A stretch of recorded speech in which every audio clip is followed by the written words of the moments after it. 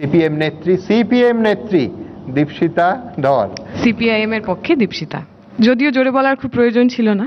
আমি জানি না আমি আদেও নিজে বৈধ কিনা, কারণ যে লজিক্যাল ডিসক্রিপেন্সির কথা আমার ওপারে বসা অনেকে বলেছেন, সেই একই লজিক্যাল ডিসক্রিপেন্সিতে আমারও এসআইআর এর নোটিশ এসেছিল। আমার তৃণমূলের যারা সতীর্থ রয়েছেন তারা মমতা ব্যানার্জি সম্পর্কে ভূয়সী প্রশংসা করলেন, অথচ সেই মমতা ব্যানার্জি মোস্তারি বানুকে আপনারা চেনেন, তার নাম একবারও নিলেন না কেন? আমাদের বলা হয়েছিল লাইনে দাঁড়ালেই আমাদের ওই যে সভ্যতার চাবিকাঠি, বিকাশের চাবিকাঠি আমাদের হাতে চলে আসবে, দুর্নীতি দমন হবে, কোটি কোটি টাকা নাকি বাইরে থেকে চলে আসবে, তার একটাও হয়নি। দেবাংশু বলার সময় বলল যে টক্সিক প্রেমিক, টক্সিক প্রেমিকা, কিরকম ভালোবাসার মানুষ হওয়া উচিত তা নিয়ে কথা বলল।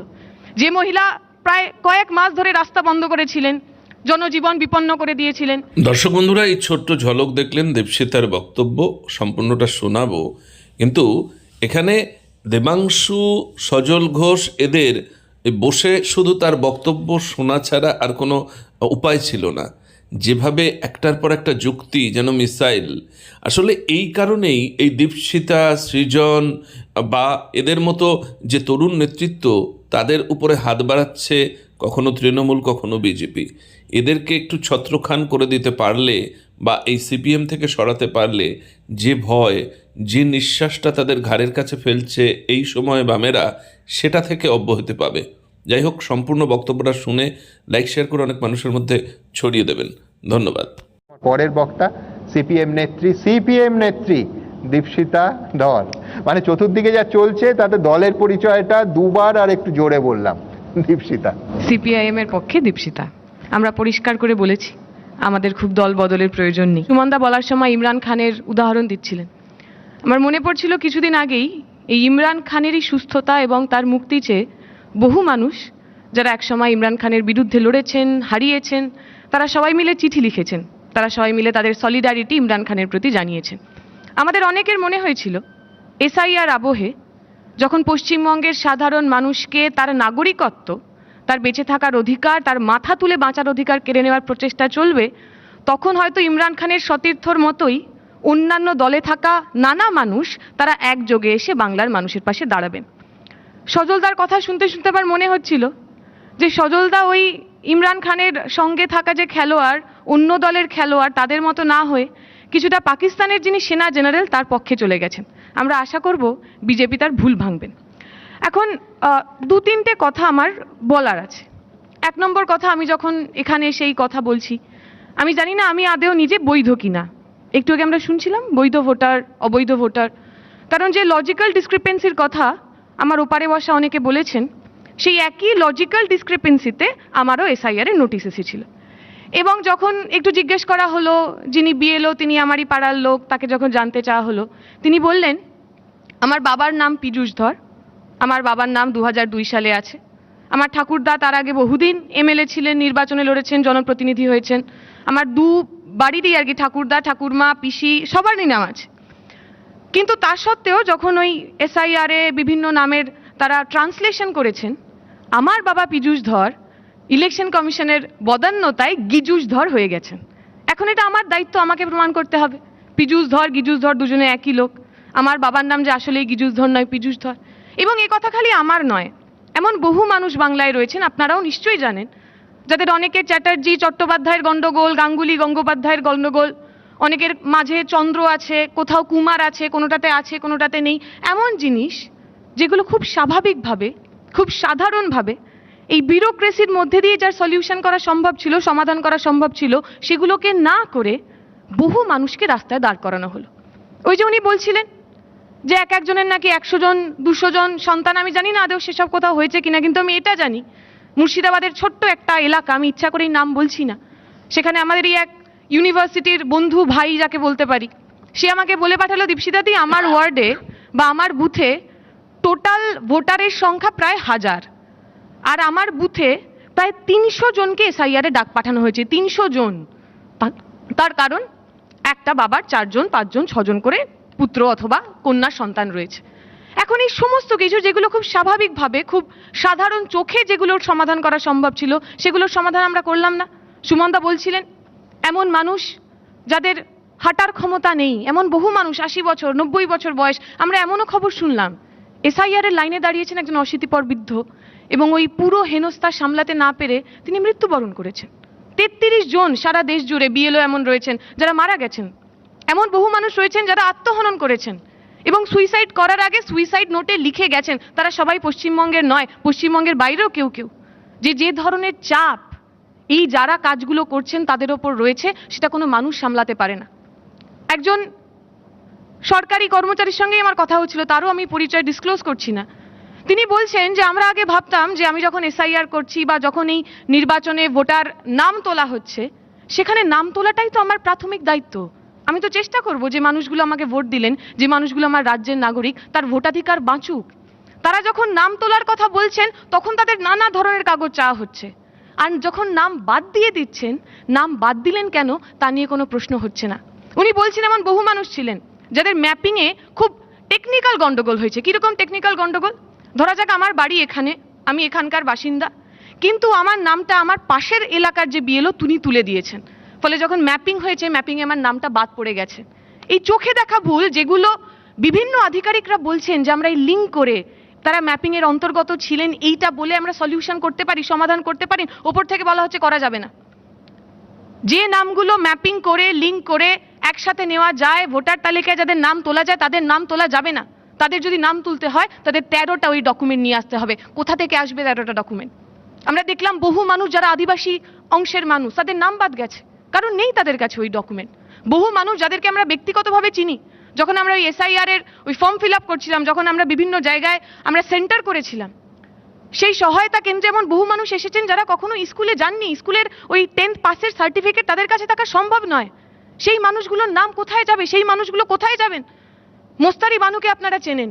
মোস্তারি বানুর ইন্টারভিউ আমি দেখছিলাম, তিনি বলছেন, ওনাকে জিজ্ঞেস করা হয়েছে যে আপনি তো কোনো রাজনৈতিক নেতা না, আপনাকে এবার এত পাকামি করে এত কোর্টে কেস করতে কে বলল? সে বলল, হতে পারে আমার কালো কোর্ট নেই, হতে পারে আমার পিআর নেই, হতে পারে আমি কোনো রাজ্যের মুখ্যমন্ত্রী নই, কিন্তু আমার গ্রামের যে সাধারণ মানুষগুলো প্রতিদিন ভয়ে বাঁচছেন, যারা ভাবছেন তাদের নাম না থাকলে তাদের কোথাও একটা ঢুকিয়ে দেওয়া হবে, কোনো একটা ডিটেনশন ক্যাম্পে পাঠিয়ে দেওয়া হবে, আমি ওদের জন্য মামলা করেছি। আমার তৃণমূলের যারা সতীর্থ রয়েছেন তারা মমতা ব্যানার্জি সম্পর্কে ভূয়সী প্রশংসা করলেন, অথচ সেই মমতা ব্যানার্জি এই মহিলা, এই পশ্চিমবঙ্গের মহিলা, এই গ্রামের মহিলা, তার নাম একবারও নিলেন না কেন? যদি সত্যিই মমতা ব্যানার্জি আসলেই পশ্চিমবঙ্গের প্রত্যেকটা মানুষের জন্য লড়াই করতে চান, যদি সত্যিই তার আসলেই কোনো রাজনৈতিক অভিসন্ধি না থাকে, তাহলে এই বাংলার প্রান্তিক মুসলমান মহিলাটি, তার কথা তো বলা উচিত ছিল, তাকে তো অ্যাকনলেজ করার কথা ছিল, তাকে তো সম্মান দেওয়ার কথা ছিল, করলেন না কেন?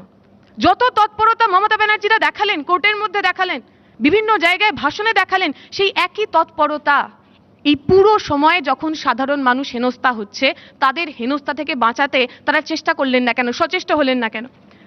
আমরা জানি দুটো খুব ইম্পর্টেন্ট অ্যাক্ট আছে। একটা হচ্ছে the representation of people act 1950 এবং the registration of electors rules 1960। এই দুটোতেই বলা হচ্ছে যে যখনই এসআইআর হবে, সেই এসআইআর এর শুরুয়াতটা হবে ব্ল্যাঙ্ক রোল থেকে, অর্থাৎ আমার মূল কাজ বা আমার মূল ইন্টেনশন আরও বেশি মানুষকে, যারা আমার দেশের নাগরিক, তাকে নাগরিক অধিকার দেওয়া।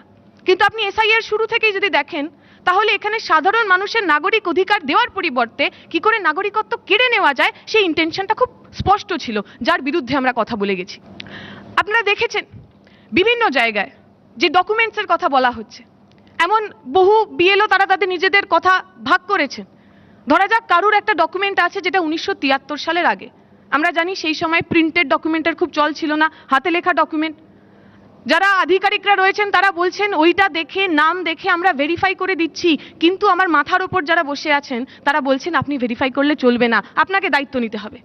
এখন আমি যাকে চিনি, আমি আধিকারিক, আমি তার দায়িত্ব নিতে পারি, কিন্তু বহু মানুষ যাদের সঠিক ডকুমেন্ট, তাদের সবার দায়িত্ব নেবে কে? দেশের সরকার, রাজ্যের সরকার আসলেই সাধারণ মানুষকে খালি ভোটার ভাবেন। দেশের সরকার, রাজ্যের সরকার আসলেই সাধারণ মানুষকে খালি তার ভোটের অঙ্কে আপ এবং ডাউন দেখেন। দেশের সরকার, রাজ্যের সরকার এবং সরকারে থাকা যে ক্ষমতাসীন দল, তারা সাধারণ মানুষকে শুধুই তার ক্ষমতায় ওঠার সিঁড়ি দেখেন, তাদের মানুষ বলে মনে করেন না।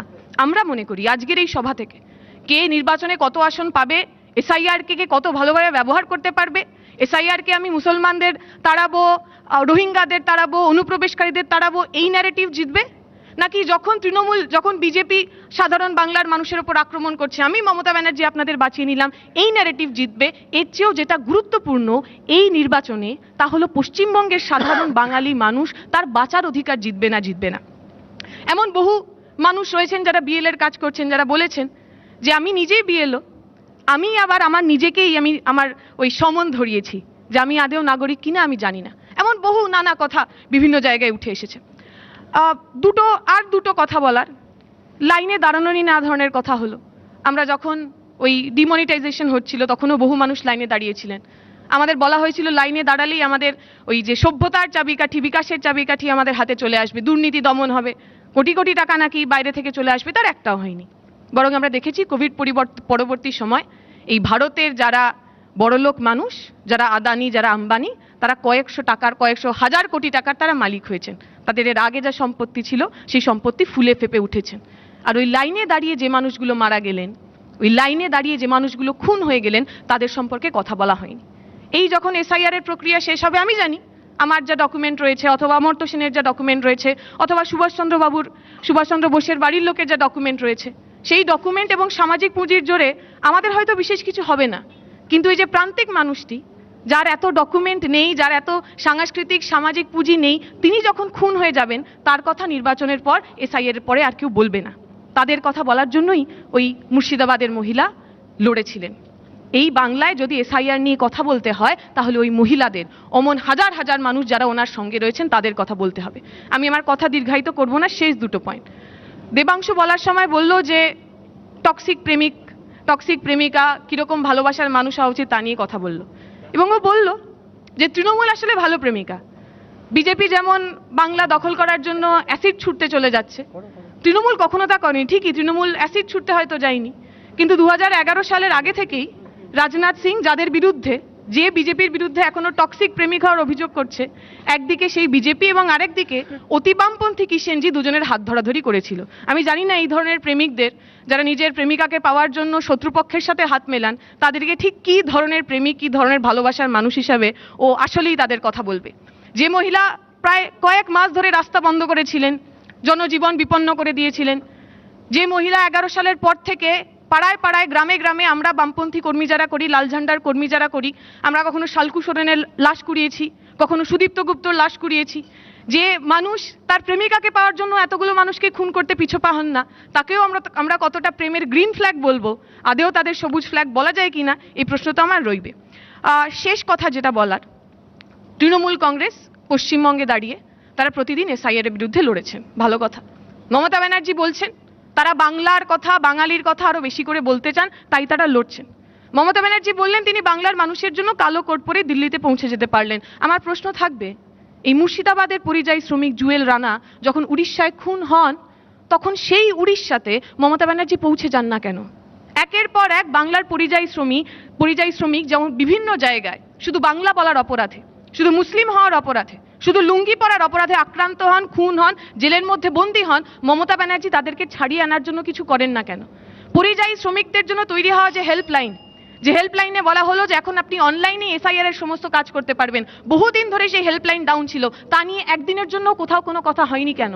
যে পরিযায়ী শ্রমিকদের কফিন আপনারা দেখেন, যার সামনে তৃণমূলের বিভিন্ন নেতা ফটো তুলতে যান, একটু খোঁজ নিয়ে দেখবেন ব্যাঙ্গালোর থেকে আসা, দিল্লি থেকে আসা এমন অনেকগুলো কফিন আসলেই রাজ্য সরকারের দায়িত্বে আসে না।